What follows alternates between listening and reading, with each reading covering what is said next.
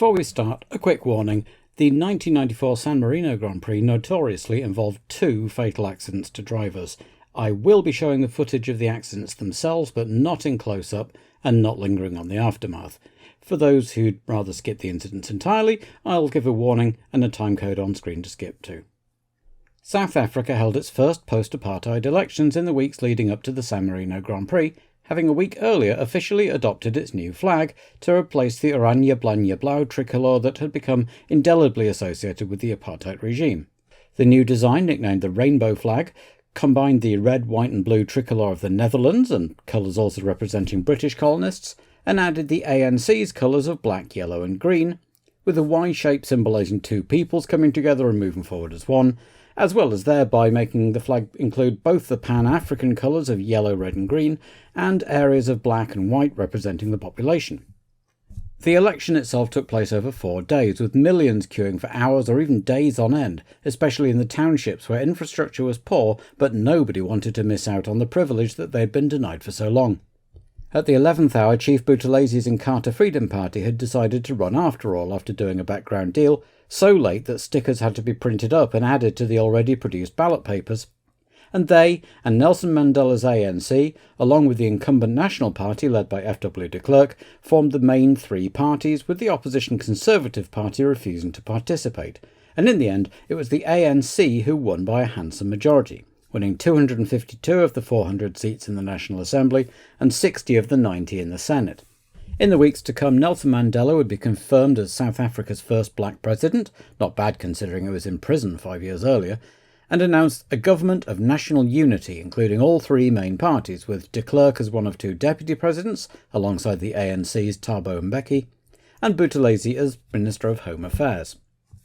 And on the Saturday of race weekend, the Point Theatre in Dublin hosted the Eurovision Song Contest, the first time any country had hosted twice in a row. Following the introduction of a promotion-relegation mechanism to deal with the increasing number of broadcasters wanting to participate, the 7 lowest-scoring countries from Mill Street in 1993, Belgium, Cyprus, Denmark, Israel, Luxembourg, Slovenia and Turkey, would be replaced by 7 new countries all making their debut appearance: Estonia, Hungary, Lithuania, Poland, Romania, Russia and Slovakia. But late in 1993, Italy's broadcaster Rai decided to pull out anyway, saying it couldn't afford to host if it did win, probably because it had spent $23 million on Formula 1, so Cyprus was reinstated. Amid jokes that RTE in Ireland were desperate to lose so they didn't have to host a 3rd time, they chose a song rejected twice before, sung by a pair of well-known in Ireland but unglamorous folk singers, Paul Harrington and Charlie McGettigan. Naturally, it won, quite handily in the end, beating Edyta Górniak, coming second for Poland on their debut, while Lithuania's Ovidias Ivanauskas ended up with the dreaded 0 points. But the thing everyone would remember from that night was the interval act. Usually a fairly nondescript bit of filler while the votes were being tallied, this time a combination of traditional and modern Irish music and choral singing culminated in a dazzling display of Irish dance by Gene Butler and Michael Flatley, which absolutely brought the house down. The single spent a record 18 weeks at number 1 in Ireland and was a top 10 hit in the UK. My parents bought it, and it launched the career of Flatley, who developed the 7-minute piece into a full stage show, which became a global hit in its own right, and became sufficiently part of the cultural zeitgeist to get a mention in Friends. According to Chandler, what phenomenon scares the bejesus out of him? Michael Flatley, Lord of the Dance! That is correct. The Irish jig guy? His legs flail about as if independent from his body. At the end of April, the ongoing saga over Ligier's ownership seemed to be finally coming to an end after months of political wrangling at the highest levels in France, with various government ministers taking sides, but eventually Flavio Briatore was able to convince Prime Minister Balladeur's economics advisor that his was the best bid and undertook to keep all the jobs in France, and was given the go-ahead for the purchase as long as it was finalised before Monaco. In the weeks between races, the Williams team had been hard at it trying to make the FW16 work for Ayrton Senna. Adrian Newey had raised the front wing by 2 centimetres and built a new front suspension which they hoped would stabilise the car, while at Senna's behest the team had also chopped a few centimetres out of the steering column. Mansell and Prost had always preferred it a bit closer to them, but Senna was getting stiff arms. Senna also visited the Renault works in France and chatted to the engineers in French, promising them that he'd be back to winning ways soon and sharing with them his suspicions about Benetton's engine software. He was told they also had a way of circumventing the traction control ban, but wanted to beat Schumacher and Ford fairly. He concluded his PR tour by ceremonially kicking off a friendly match between Paris Saint-Germain and the Brazilian national team, which ended 0-0 for the record. Ferrari fans headed to Imola were cheered to hear that Jean Alesi had been given the all-clear to resume racing from Monaco onwards, though Nicola Larini would have the honour of driving in front of the adoring Tifosi at Imola and hoped he'd go a bit further than in Japan. John Barnard had come out with a new front wing to reduce the understeer that Berger had suffered at Aida, and the Austrian had also tested new lighter V12. The Tifosi had also taken rather a shine to young Rubens Barrichello, whose ancestors hailed from Treviso, just north of Venice, and since he was doing well, but not currently a threat to the Ferraris, he'd become an honorary one of us. He was joined at the team for the next two races by a current Italian, Andrea De Cesaris, reuniting with Eddie Jordan after having failed to find a drive for 1994 despite his Marlboro money. And over at Benetton, JJ Leto felt strong enough to make his Benetton debut, taking over the number 6 car from Jos Verstappen. There were some suggestions that he wasn't quite fit, but Verstappen had actually been looking pretty handy, and Leto may have been worried about losing the seat entirely. Car 15, Andrea De Cesaris. After a half-decent 1992 and a pretty dreadful 1993 at the Tyrrell team, it looked like the end of the road for De Cesaris' long and varied career, with his Marlboro millions no longer the decisive factor with so much Japanese money sloshing around the sport, and his performances, though improved since his younger days, not enough on their own. Nonetheless, he'd always remained on good terms with Eddie Jordan, who'd given him arguably his best year in F1, and when a seat needed filling at the Irish team, Eddie gave Andrea the opportunity. He didn't start well, bending a chassis and testing, but better drivers than he were having trouble with the new generation of cars after all. Friday was warm and sunny as the drivers took to the track for the first qualifying session, but about 15 minutes in, Rubens Barrichello got wide at Variante Bassa, clipped the curb and was launched into the air, nearly clearing the tyre wall but hitting the top couple of layers, completely demolishing the right-hand side of his Jordan, which rolled twice and landed upside down. As the red flags waved, marshals quickly turned the car back over as Professor Sid Watkins arrived on the scene to find Rubens unconscious, his face covered in blood and his tongue blocking his airway. Quick work by Watkins and the other medics restored his breathing, but it took 20 minutes to carefully extract him from his car and send him off to the medical centre, where he regained consciousness to find Ayrton Senna looking down at him, concerned for his friend, but happy to be able to report to the press that everything's okay, he's in shock but that's normal, and he's regained consciousness. After a battery of tests conducted at the Maggiore Hospital in Bologna, it was established that he'd broken his nose, had a bump on his head and was black and blue from bruising, but was pretty miraculously unscathed considering that the impact had been measured at 95 G, and Sid Watkins later told Ruben that he'd been clinically dead for 6 minutes. The session resumed an hour later with the other drivers, quote, reassured that our cars were tough as tanks and we could be shaken but not hurt, in Damon Hill's words. Senna ended the day on provisional pole, followed by Schumacher, Berger and an impressive Leto, while Hill could only manage 7th after a spin, and there'd been an embarrassing moment between the two Simtecs when Ratzenberger had tried to get out of Brabham's way as the Australian was on a hot lap, only to go the same way as David and push him off instead. Barrichello was back in the paddock on Saturday morning, arm in a sling and clearly taking no further part in proceedings and admitting that it was his own mistake, but also pointing out that the curbs just there were angled in such a way as to launch a car into the air just as his had done. Getting together with his friend and mentor Senna, the two agreed to talk about it again at Monaco, as Rubens was now heading back to England to recuperate. So Saturday qualifying got underway, again under sunny skies and warmer weather, with an exciting battle for pole between Senna and Schumacher in prospect, as Jean Alesi put in an appearance for his adoring fans. Schumacher went out early and improved his time, though still not quite enough to take provisional pole. With Barrichello not taking part and having not set a time, there were now 27 drivers going for 26 grid slots, and competition was just as fierce at the back, with the two Simtecs and two Pacific drivers all wanting to not be the odd one out. Former Brabham team manager Dave Price, who'd been sitting close to Rubens' accident the previous day, was a guest of Allard Calf and John Watson in the Eurosport commentary box, and 18 minutes into the session he was just discussing how the carbon fibre construction makes the cars so strong when the cameras abruptly cut to another accident. Skip on to the timecode on screen now if you don't want to see it, though I have chosen to use the long shot replay rather than the extreme close-up that the coverage immediately cut to. Roland Ratzenberger had been on a fast lap when the left side of his front wing fell off as he approached the Villeneuve corner, and he went straight on at north of 300 km an hour, 186 miles an hour, ploughing into the concrete wall pretty much head-on in an impact measured at 500 G, the highest ever recorded in F1. Sid Watkins was on scene in less than 30 seconds, and an unconscious Roland was airlifted first to the Circuit Medical Centre and then to the hospital at Bologna.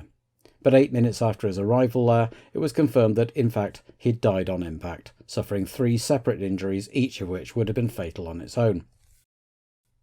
Italian law stipulated that any fatality recorded at a track during a race weekend would mean the event must be cancelled, which may be why he was airlifted to hospital first, so the decision of whether to continue would be left to the stewards rather than the lawyers, and 48 minutes later the session was officially restarted, with the teams told what had happened but not the world's media.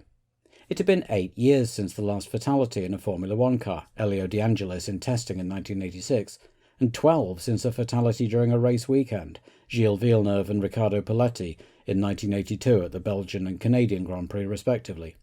The close-knit paddock was in shock. Roland hadn't been in F1 long, but he'd already made friends among the other drivers, including Johnny Herbert, Heinz-Harald Frentzen, his mentor Gerhard Berger, and JJ Lehto, who'd driven him to the circuit that morning. He was meeting at Imola with a potential Japanese sponsor who he hoped could finance the rest of the season for him. Ayrton Senna, already in a fragile emotional state after Barrichello's big scare the previous day, and having commandeered a car to go and see what had happened to Ratzenberger, which got him a formal reprimand, broke down in tears talking to Sid Watkins. The doctor later recalled that he tried to persuade Senna to take the rest of the weekend off at least. "What else do you need to do? You've been world champion 3 times, you're obviously the quickest driver. Give it up, let's go fishing." To which, as Watkins recalls, Ayrton replied, "Sid, there are certain things over which we have no control. I cannot quit, I have to go on." Senna, like most of the other drivers in 1994, had never known another driver to die at a Grand Prix. In fact, the only 2 on the current grid who were around for those 1982 accidents were Michele Alboreto and Andrea De Cesaris. The Williams and Benetton teams and several others decided not to take part in the resumed session, though others felt that they owed it to the assembled fans or that continuing was what Roland would have wanted. At the end of a rather subdued second session then, Ayrton Senna had pole position number 65, with Schumacher alongside him again, Berger a popular third alongside Hill. Lehto and Larini both posted their best ever qualifying positions in 5th and 6th, Frentzen was 7th, and the McLarens 8th and 13th, and finding their Peugeot engines just lacking in the required grunt. The Tyrrells were 9th and 12th, putting in a lot of laps and finding their engine reliable for once, and the extra power beating the Ford V8s of the Footworks and Minardis behind. Renault power also enabled the Ligiers to improve a little, but the Loti with their highly rated Mugen V10s could only manage 20th and 22nd. Between them was De Cesaris, who was on form, having had a couple of impressive spins. Olivier Beretta destroyed 2 chassis on his way to 23rd, which wouldn't help Larousse's bottom line. David Brabham qualified 24th, and Gachot 25th. Before his accident, Roland Ratzenberger had set a time good enough to qualify for 26th, and, at least according to ESPN, Paul Belmondo declined the offer to be bumped up onto the grid, feeling that he hadn't earned his place and it would be more appropriate to leave it empty. Overnight, everyone had had time to come to terms with the news of Ratzenberger's passing and deal with it in their own way. Senna had a chat with his old friend Gerhard Berger, and the two talked about reviving the Grand Prix Drivers Association, originally formed in 1961 but disbanded in the aftermath of the drivers' strike at the 1982 South African Grand Prix. Senna and Berger talked to Michael Schumacher, who knew Ratzenberger well from his time in sports cars, and he agreed to support them. Damon Hill and Niki Lauda, an active member of the original GPDA, were also on board. It was agreed that they would meet up again in Monaco between races to set the organisation up and begin making plans to pressure the FIA to improve safety. The pre-race drivers' briefing was bad-tempered, with Roland Brunschreider bombarded with complaints about the new spec cars and the idea of running the formation lap behind a pace car, which they felt didn't allow them to get their tyres up to temperature. In fact, unbeknownst to drivers at the briefing, the track safety car was an underpowered Opel Vectra, due to be driven by Max Angelelli, with Charlie Whiting as a passenger. Max had done a couple of practice laps on Friday in the 204 horsepower car and deemed it completely unsuitable, so he went over to the Porsche Super Cup paddock to see if they had anything better. They did, and loaned him a 911, so he moved all the lettering, lights and cameras to the Porsche, only to be told on Saturday that due to contractual considerations he had to use the Vectra and to put everything back on that. Whether because that was all still being done or because the drivers expressed concerns, Max and Charlie would not in fact lead the formation lap, but Angelelli was still very concerned about the use of the asthmatic Vectra as a safety car at all. Ayrton Senna had agreed to commentate a lap live from the cockpit of his Williams during the warm-up session for French TV, and knowing that Alain Prost was on set, he started with a special message. "A greeting to our dear friend Alain. We all miss you, Alain." There's a link in the description to the video. Unfortunately, the frame rate is too low to play nicely with my editing software. Nick Worth gave David Brabham the choice of whether or not to start the race. David decided eventually to go, feeling that it would help the shattered team to have something to focus on. By the time the grid formed up for the race on Sunday afternoon, thoughts had turned mostly to tactics and strategy for the race. Senna and Schumacher were both expecting to make 2 stops, with Benetton planning a fast first stint with less fuel in the car to give Schumacher an advantage, though it would mean an earlier first stop. Pierluigi Martini's Minardi suffered an electrical failure and wouldn't start, so he got in the spare and would start the race from the pit lane as the rest headed off for the formation lap and then lined back up for the start. Things went wrong immediately, as JJ Leto stalled at the start with cars shooting either side of him until Pedro Lamy arrived unsighted and clipped the back of him as he steered frantically out of the way. The destroyed Lotus bounced off the wall and slewed across the track in front of Bertrand Gachot, while a tyre bounced into the crowd and injured a policeman and several spectators, though thankfully just cut some bruises. After a couple of heart-stopping seconds, both Pedro and JJ exited their cockpits under their own steam and jogged away. With carbon fibre all over the track, the safety car was called out so quickly that Max Angelelli hadn't even got his helmet on yet, but off he went, straining every cylinder, and collected Senna, Schumacher, Berger, Hill, Frentzen, Hakkinen, Larini, Wendlinger, Katayama and Brundle in the top 10, followed by the rest, as the marshals set to cleaning up the start-finish straight. Even under the safety car there was a small accident as Comas and Bernard made contact, sending the Larousse into the pits with a nasty vibration, while Senna pulled alongside the safety car, gesticulating for it to go faster. On lap 5, the lights went off on the safety car, indicating it would go in the next lap, as Martini headed back into the pits with another problem. In went Angelelli, and the race was back on lap 6, with Senna immediately putting his foot down but Schumacher staying with him, as both left Berger behind, who had in turn very much got the jump on Hill, who had Frentzen, Hakkinen, Larini and Wendlinger all queued up behind him. As the teams recalculated their pit strategies, Senna began lap 7, but something went wrong. Again, skip forward to the timecode on screen if you like. Senna lost steering, jammed his foot on the brake and downshifted, but still hit the wall at Tamburello at over 130 miles an hour, 210 kph. The car bounced, shedding parts everywhere, and slewed to a halt. Arriving seconds later in the medical car, Sid Watkins could immediately tell that Ayrton had suffered a very bad accident and there was blood everywhere. The race was red-flagged, and while the TV pictures supplied by Rai documented the medics clustered around the car, the BBC decided that that was a bit much for a Sunday afternoon and switched to their own cameras in the pit lane and a very sombre-sounding Murray Walker, with other broadcasters such as ESPN following suit and using the BBC feed. As the cars came back round and stopped, it was clear that a very serious accident had happened as the Medevac helicopter made its 3rd trip to the track of the weekend, and those with TVs in the pit lane had the Rai feed and could barely avoid seeing the pictures from the trackside. Amid all of this, the Larousse team had been completely oblivious to the accident, focused on fixing Comas's car, and having done so, sent him out of the garage. He headed dutifully down to the end of the pit lane and, incredibly, was released onto the track by the marshals. Rounding Tamburello at full chat, he was confronted with course cars, ambulances and a helicopter and threw on the brakes. The car was stopped from proceeding further and Comas got out to see what was happening and saw the man who had saved his life in 1992 in a very bad way indeed and could only watch on horrified. Senna, still breathing but in serious danger, was airlifted to the Maggiore Hospital after 15 minutes of trackside detention, with Dr. Fiandri, head of the emergency department, seeing the accident live on TV and heading over to the hospital, where she arrived at about the same time as the helicopter. With the track cleared and information on Senna's condition scarce and being kept deliberately vague, Roland Brunschreider announced that the race would be restarted with a grid as of lap 6, minus Senna, with the race result decided on aggregate timings. Eric Comas decided to withdraw from the race, still troubled by his first-hand view of Senna's treatment, while at Williams the top brass got together to decide what to do. If it was a mechanical problem, should they let Damon continue?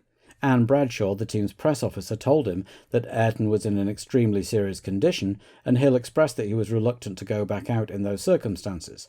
That cut no ice with Dickie Stanford, his chief engineer, who angrily shoved him back towards the car. Eventually it was decided that Damon would race, but without power steering, as it was suspected that that might have been the point of failure. With the fans at the track completely unaware of Senna's condition, the capacity crowd was eager for the restart, with Berger now promoted to second place and Larini to sixth, increasing the chances for a good result for Ferrari. With the news in the paddock being that Senna was alive but in a bad way, the drivers headed out onto the grid to go again. This time it was Frentzen who stalled, but on the formation lap, so he would have to filter round and start from the back.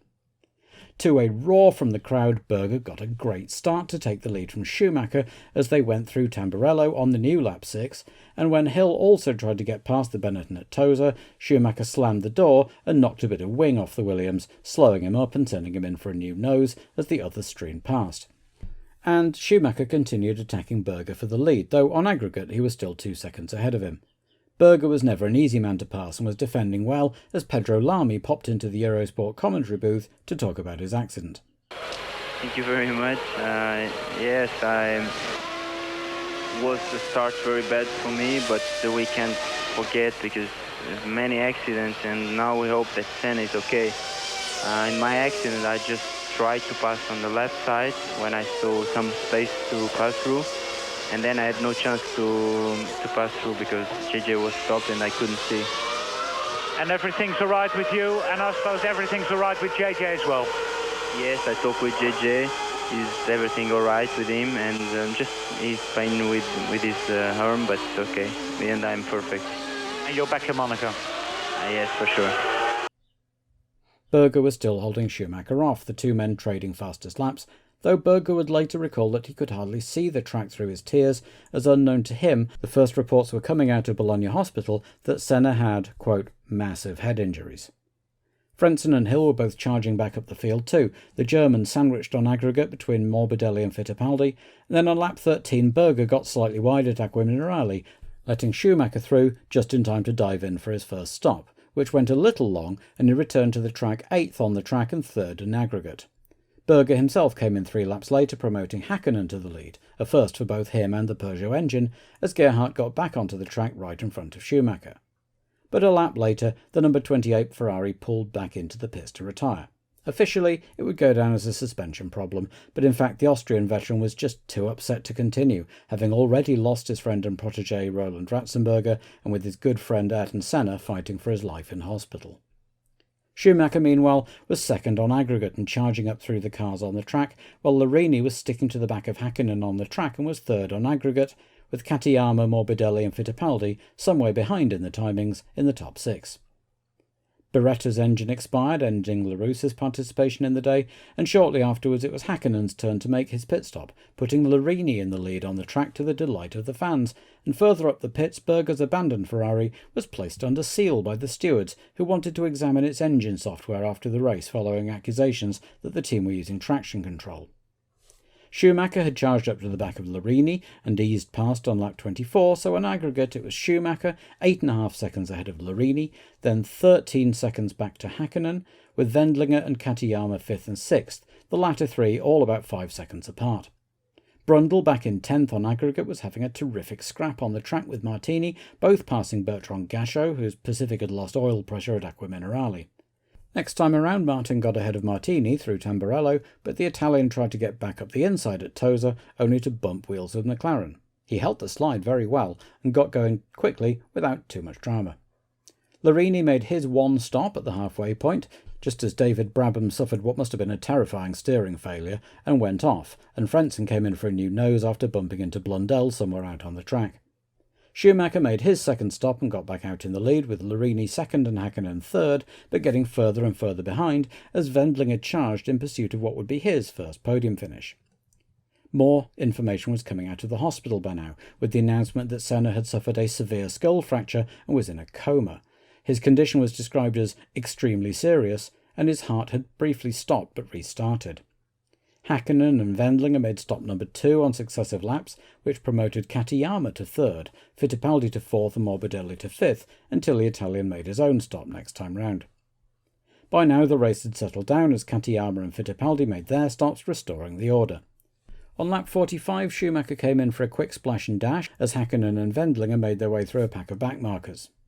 Alboreto came in next time around only for one of his wheels to come off as he exited, bouncing through the crowded pit lane and bowling over 3 mechanics and a fire attendant. Race control closed the pit lane so ambulances could attend, while Gerhard Berger, Niki Lauda and Bernie Ecclestone ran over to the control tower to ask for the race to be stopped. No dice, as the organisers were worried about creating a crowd crush. There was absolute chaos in the pit lane as 2 Lotus and 1 Ferrari mechanics were left sprawled on the floor, and the marshals dragged the Minardi back out of the pit exit. Ferrari mechanic Maurizio Barbieri had suffered a broken leg, and Lotus's Neil Baldry had taken a blow to the head and been knocked unconscious, but both would be fine, with the other, unnamed as far as I can tell, mechanic and fire marshal left with cuts and bruises. De Cesaris demolished his Jordan in another high-speed accident at Variante Alta, missed by the cameras, from which the Roman veteran walked rather shakily away, while Hill made it up to 5th overall before having to come in for new tyres with 6 laps to go after sustaining a puncture and dropping back to 6th. Wendlinger was still chasing a flagging Häkkinen, but in the remaining couple of laps the Finn was able to hold on to 3rd place as Schumacher went round the 58th and last lap, the race having been shortened by the additional parade and safety car laps from the planned 61. Schumacher won the race, with Nicola Larini a delighted second, picking up a big Ferrari flag on his slowing down lap, with Häkkinen 3rd, Wendlinger 4th, Katayama 5th, and Hill taking the final point. The Tifosi broke ranks and surged onto the track as cars were still out on their slowing down lap and gingerly trying to make it back to Parc Fermé without any more incidents. It had already been decided that there would be no champagne on the podium in deference to Roland Ratzenberger, but with the 3 drivers still unaware of the extent of Senna's injuries, it was a subdued but not solemn podium. Schumacher unable to contain his smiles, but not bouncing around like he usually did. Shortly after the podium ceremony, all the drivers were gathered together and told that Senna's condition was critical and that his survival was in doubt. The usual post-race press conference was delayed, and when it did happen, all 3 looked much more sombre, and Schumacher didn't mince words in his condemnation of the weekend. The only thing I can say about this is I hope we learn from this. I think there is a lot to learn from, and we have to use this, and things like this, they shouldn't happen without taking the experience from it. The world's media besieged the hospital in Bologna, and at 6:40 p.m. Dr. Flandry announced that Ayrton Senna had died, the time of death being given as 14:17 local time, in other words, the moment of the accident. Several drivers spoke out that evening about their unhappiness with safety standards. Max Angelelli was distraught at the thought that he'd caused the accident by being unable to go fast enough in the safety car to allow the cars to warm their tyres. Alain Prost railed against the way he saw businesses having taken over the sport, the unwillingness of the organisers to contemplate cancelling or stopping the race, and the drivers themselves for having meekly agreed to keep going. And as if anyone cared about it that evening, the FIA had asked Liverpool Data Research Associates to investigate further allegations that all 3 cars on the podium had been using banned driver aids, and Benetton, Ferrari and McLaren were all asked to submit their source code for examination.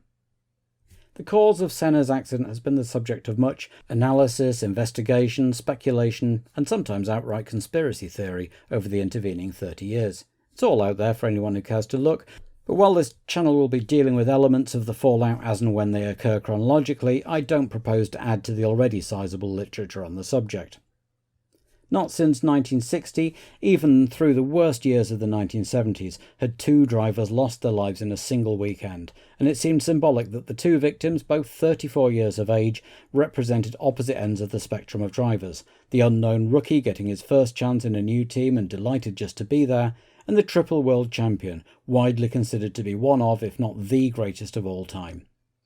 In the cockpit of the shattered Williams, the marshals had found a small folded Austrian flag, which Senna had presumably planned to wave from the cockpit on his slowing down lap, or from the podium if he finished there.